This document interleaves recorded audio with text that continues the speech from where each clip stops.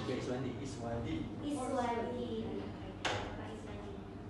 Baik, Bapak Iswandi ini merupakan datang ke sini, kami semua mengucapkan banyak terima kasih dan sangat menantikan ilmu yang akan Bapak bagikan kepada kami semua. Seperti itu.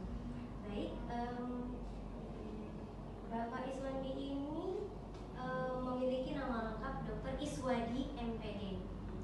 Kemudian Bapak Iswadi ini lahir di desa Masjid Lawung pada 1 November 1979 dan Bapak sudah menikah. Kemudian beragama Islam, pendidikan tertinggi adalah doktoral manajemen pendidikan Universitas Negeri Jakarta.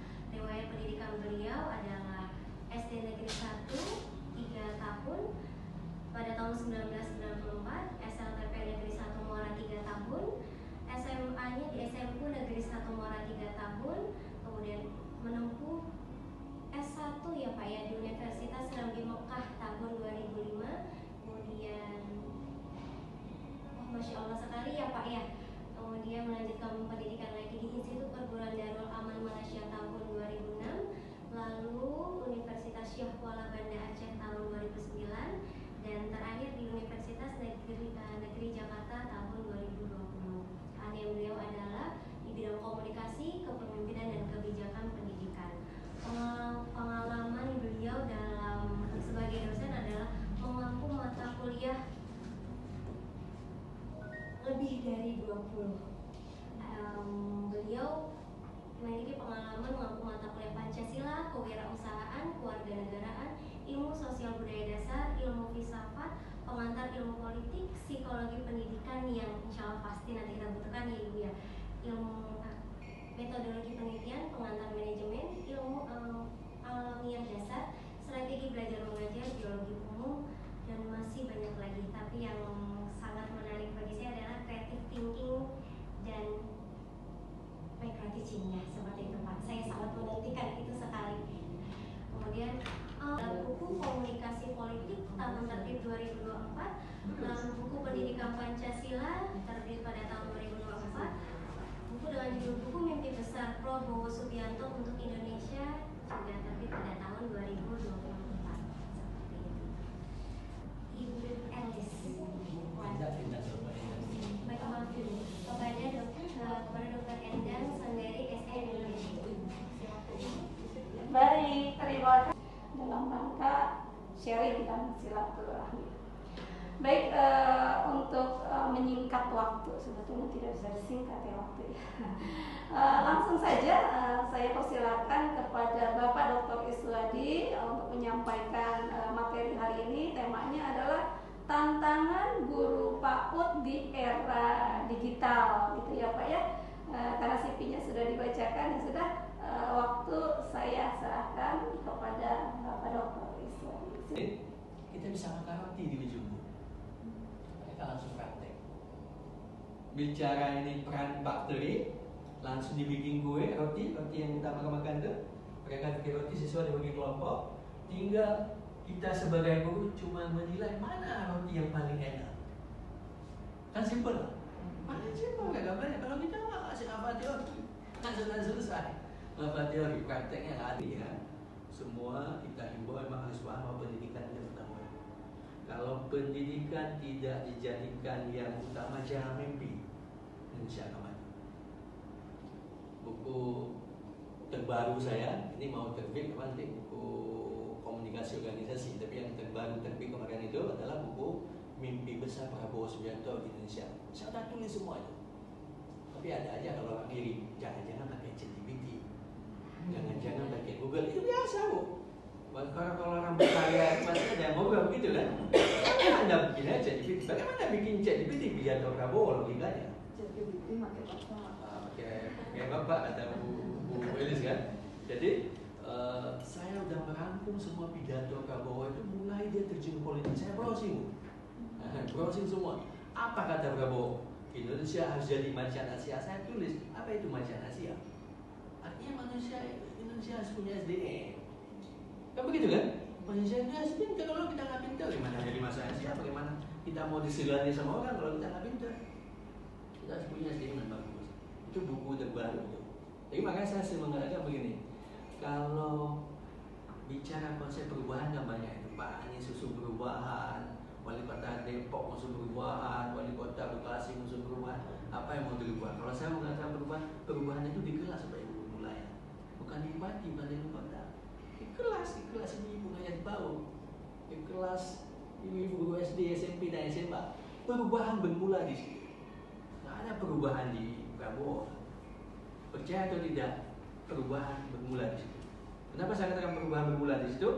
Kalau perubahan di situ berlangsung baik, prosesnya baik, Indonesia akan jadi lebih baik.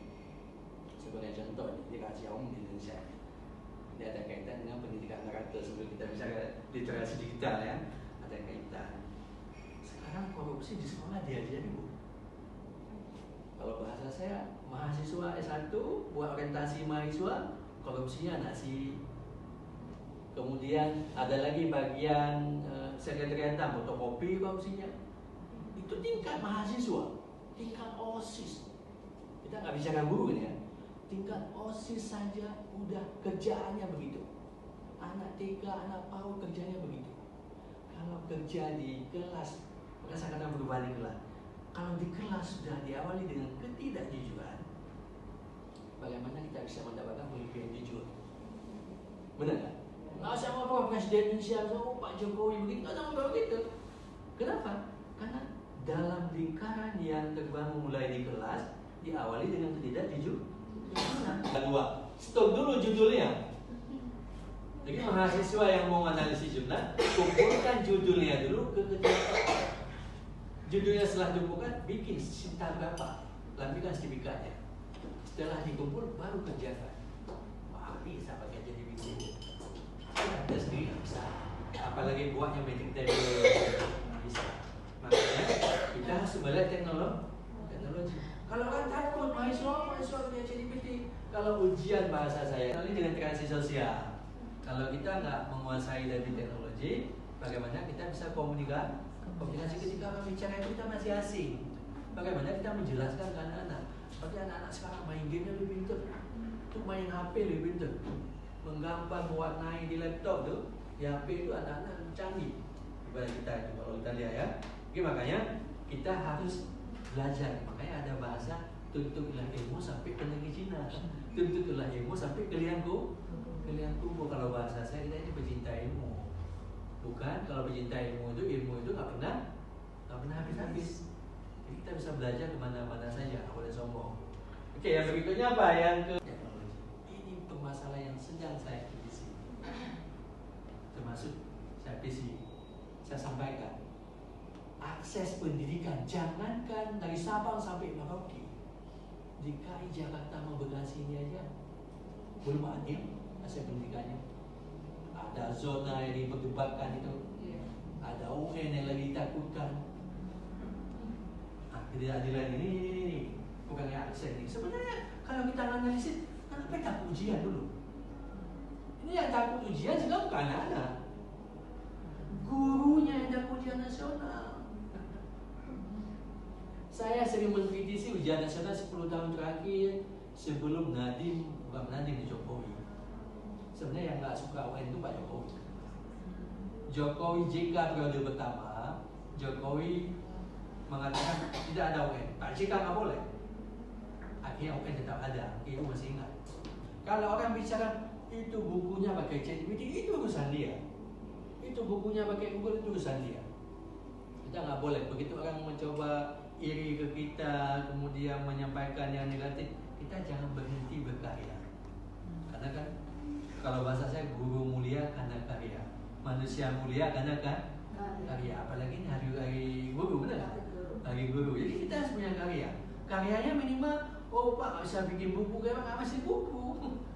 Karyanya bisa modul misalnya ya, bisa untuk yang dipegang anak-anak, bisa buat soal sendiri yang punya kaitan dengan PAUD misalnya. Karya itu bisa macam-macam. Makanya kalau orang pasti begitu. Kalau kita banyak karya, kayaknya bisa dia sambung. Maaf, satu buku kami dibayar 5 juta insentif di kampus. Kadang-kadang coba setahun saya bisa nulis 6 buku. Begitu diumumkan periode pertama 10 juta kan, 2 buku. 2 buku lagi 10 juta. Saya setahun itu tulis 5 atau 6 misalnya. Kalau 6, 30 juta. Kalau bahasa saya, selagi orang SDM, orang yayasan meriksanya sesuai ketentuan, ya persetan kalau bahasa kita. Orang ngomong ChatGPT, orang ngomong Google. Kalau orang kan kadang orang kalau seminar minta dibayar, begitu kan? Kalau sekarang ya udah model WKD, untung-untung sama-sama untung. Kalau saya diundang tuh nggak pernah minta bayar. Saya mengajar dimanapun nggak pernah tanya honornya berapa. Maka saya dulu pernah ngajar di Tribunal dekat sini nih. Dekat sini ya? Dekat sini di Tribunal yang udah ditutup. Bintara kemana-mana saya nggak pernah nanya berapa dibayar. Ada teman saya mau masuk S1, dibayar berapa? Mati saya pertanyaannya tidak mencerminkan integritas. Dia mau nanya